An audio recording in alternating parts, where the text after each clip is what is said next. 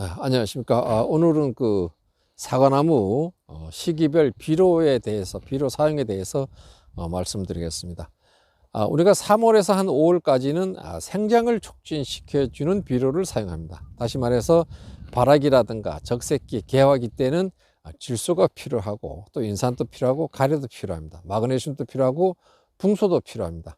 요 시기에는 우리는 질소, 인산, 가리, 마그네슘, 붕소 이렇게 들어있는 비료를 우리가 3월 달에 주게 되겠죠. 그러나 이제 그 6월 달 세포 분열기에도 마그네슘과 붕소는 필요합니다. 그래서 그때는 마그네슘이나 붕소를 연면 시비하는 경우가 있습니다. 그러나 이제 붕소를 너무 많이 주게 되면은 과일이 안에 갈변될 가능성이 있습니다. 그래서 토양에다 붕소를 줬을 때 그 다음에는 연면 시비 안 하는 경우가 있고, 또 토양에 붕소를 주지 않았다 하면은 반드시 개화 전에는 붕소 비료를 살포해야 된다, 이렇게 말씀드리겠습니다. 그래서 이제 질소는 그럼 어떤 것이냐? 질소는 이제 잘 자라게 하는 겁니다. 잘 자라게 하고 수체의 성장을 촉진시켜 주는 거죠. 그러니까 질소는 무럭무럭 자라게 하는 것이 질소입니다. 그 다음에 인산은 뭐냐? 인산은 그 힘과 에너지를 준다 그랬어요. 꽃눈 분화가 될 때 꽃눈 분화를 촉진시키고, 또 과일이 성숙될 때 성숙을 촉진시키고, 또 개화를 촉진시키는 그러한 나무가 단계별로 변화하는 그 과정에 힘과 에너지를 주는 것이 인산이다, 이렇게 봅니다. 또한 인산은 어떤 또 전분이나 그 다음에 당합성 분해를 촉진시켜 줍니다. 우리가 과일을 먹었을 때 전분 냄새가 나네, 아직도 덜 익었네, 이렇게 얘기를 하잖아요. 이때 우리가 인산을 주게 되면은 전분이 분해가 됩니다. 당분도 분해가 돼서 당도가 향상되는 겁니다. 그래서 우리 후기 비대에는 우리 인산 칼슘이라든가 인산 가리 이런 비료를 주게 되겠죠. 그래서 이제 주고 있습니다. 그 다음 마그네슘 뭐냐? 마그네슘은 가장 중요합니다. 당도를 높이는데 최고의 비료다, 이렇게 봅니다. 마그네슘은 우리가 잎을 푸르게 하기 위해서 마그네슘을 살포하는데, 잎이 푸르게 햇빛을 받게 되면은 엽록소를 생성하고 탄수화물을 만들어요. 탄수화물을 만들어 가지고 과일로 전달하게 됩니다. 그렇게 되면 과일이 달고 당도가 높아지는 거죠. 그래서 이제 반드시 이 마그네슘은 필요한 거다. 그래서 비료가 살 때 3 내지 5%의 그 마그네슘이 들어있는 그런 비료를 사서 3월 달에 살포하는 것이 좋겠다, 이렇게 말씀드립니다. 그 다음에 이제 가리입니다. 가리는 그 뭐 숫기를 조절한다든가 또 세포를 이제 단단하게 견고히 하는 겁니다. 그 질소를 줬을 때 막 자랄 때 가리를 줌으로 인해서 단단하게 만드는 거죠. 가리는 그렇게 만들고, 또 이 과일에 있어서는 형적, 과일 자체를 형으로, 보통 이제 우리가 크게 되면 이렇게 종으로 이렇게 과일이 커져요, 삐쭉하게. 그러다 이제 가리를 주게 되면 형적으로 팽창합니다. 이렇게 둥그러해진다, 이렇게 가리가 이제 숫기도 조절하지만은 과일을 형적으로 크게 하는 그런 것이 가리다, 이렇게 보시면 되겠어요. 그 다음에 이제 붕소는 그럼 뭐냐? 붕소는 화분화를 촉진시켜줘요. 화분을 촉진시켜주고 개화, 꽃이 피는 거라든가 수정되는 거, 또 열매 크기, 이런 것을 잘 할 수 있도록 양분 이동을 도움을 줍니다. 그래서 이제 뭐 양분들이 와서 사과나무로 이제 퍼져 나가려 할 때 길을 열어주는 그러한 역할을 한다, 이렇게 됩니다. 그래서 우리는 발화기 때든가 적색기, 개화기, 또 세포 분열기, 요 시기에 개화기까지는 질소, 인산, 가리, 붕소, 마그네슘 이것이 필요하고, 그 다음에 세포 분열 시기는 마그네슘 그때도 하고 붕산이 필요하다. 근데 붕산은 너무 많이 살포를 하게 되면은 갈변되는 현상, 사과를 짜게 보면 안에 색깔이 변화 있는 그런 게 될 수도 있습니다. 그래서 붕산은 또 적당하게 차야 된다. 마그네슘도 마찬가지입니다. 마그네슘도 이렇게 너무 많이 주다 보면은 하반기에 얘기인데, 하반기에 주게 되면은 칼슘을 못 먹게 합니다. 마그네슘 많이 주면 칼슘과 기량작용하죠.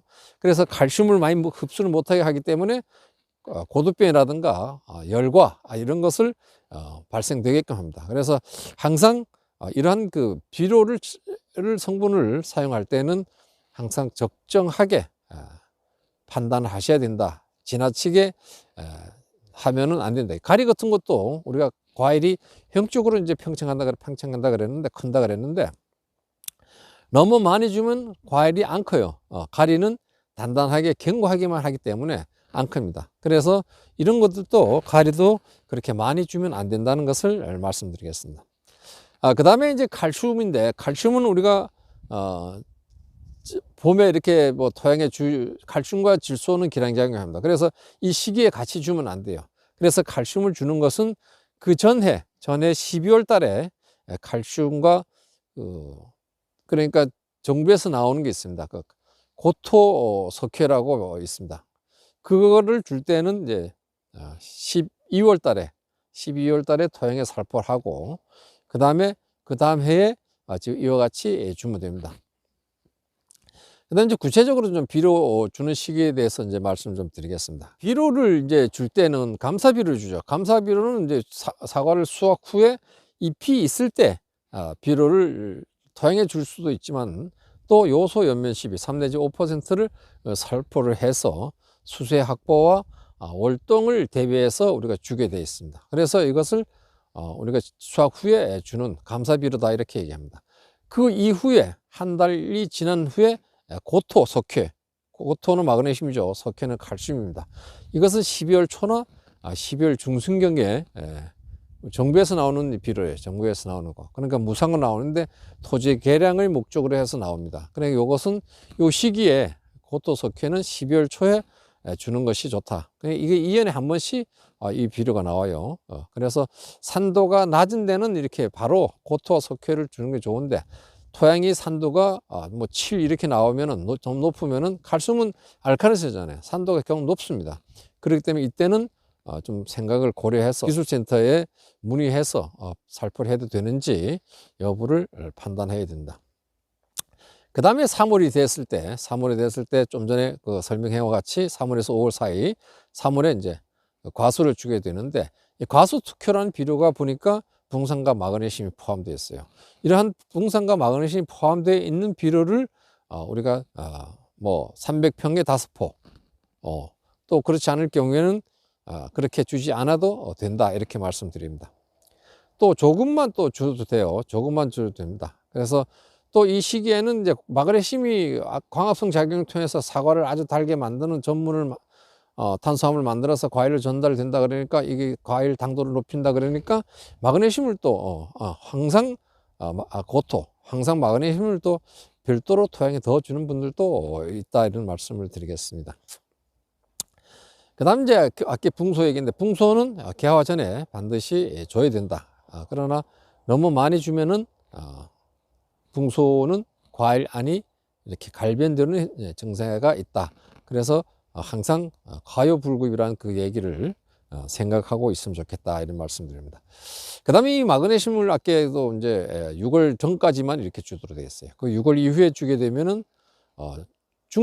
조생종하고 중생종 요것은 6월까지 7월이 넘어서 주게 되면은 착색 내는데 문제가 있습니다. 그러니까 잎을 푸르게 하니까 과일이 자꾸 푸르게 지는 거죠.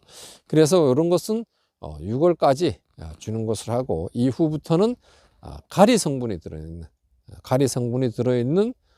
비료들, 인산가리라든가 뭐 황산가리. 그래서 인산가리를 이제 그 8월 달에는 이제 황산가리를 토양에 살포하고 일주 후에 인산가리를 이제 관주해 주는 그리고 비가 오고 장마가 지면은 제1 인산가리로 연면 10여 중 좋습니다. 우리가 비가 오고 나면은 그 질소질, 이 공기 중에도 이제 질소가 굉장히 많이 있습니다. 그 질소가 잎으로 이제 흡수를 굉장히 많이 하죠. 그러면 과일이 익어가다가, 작년에도 그랬습니다. 홍로도 그랬는데, 과일이 익어가다가, 다시 포래지는, 익지 않은 경우가 굉장히 있었어요, 작년에. 그래서 그럴 때는 제1 인산가리를 옆면 살포해 주면은, 그나마 질소 흡수를 좀 억제시킨다.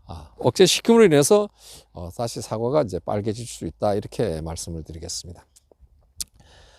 그 다음에 이제 그 뭐 인산칼슘이라든가 뭐 인산가리 또 황산가리 이런 것들을 가리를 너무 많이 주는 것은 안 됩니다. 그러니까 인산칼슘을 주었을 때 또 그 다음에 인산가리를 주고 이런 것은 칼슘과 가리는 서로 기량작용합니다. 최소한 일주일 정도는 차등을 주고 후반기에 8월 이후에 그렇게 주면은 과일 착색내는데도 도움이 되고 과일이 단단해져서 저장성도 증대된다 이렇게 말씀을 드리겠습니다.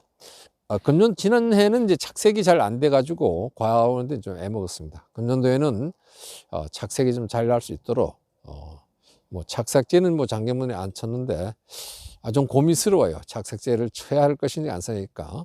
그래서 뭐 쳐야 되지 않니 하는 생각을 갖고 있습니다. 작년에는 그거 치지 않았습니다. 작년 치지 않다 보니까 과일을 이제 골라서 담게 되기 때문에 그것도 스트레스가 굉장히 큽니다. 그래서 금년도에는 이제 착색제도 치고 하여튼 상반기 사과 비료는 상반기에는 자라는데 필요한 거 질소, 인산, 가리, 마그네슘, 붕소를 상반기에 주고 하반기에는 가리가 들어있는 뭐 황산가리, 인산가리, 인산칼슘, 염화칼슘 이런 것들을 일주일 간격으로 해서 너무 많이 또 치면 안 돼요. 간격으로 해서 또 우리가 착색을 내기 위해서는 착색제도 그렇게 뭐 한 3번 정도 이런 날짜 기준을 맞춰서 살포하면은 사과가 잘 익고 착색이 잘 날 수 있다 이렇게 봅니다.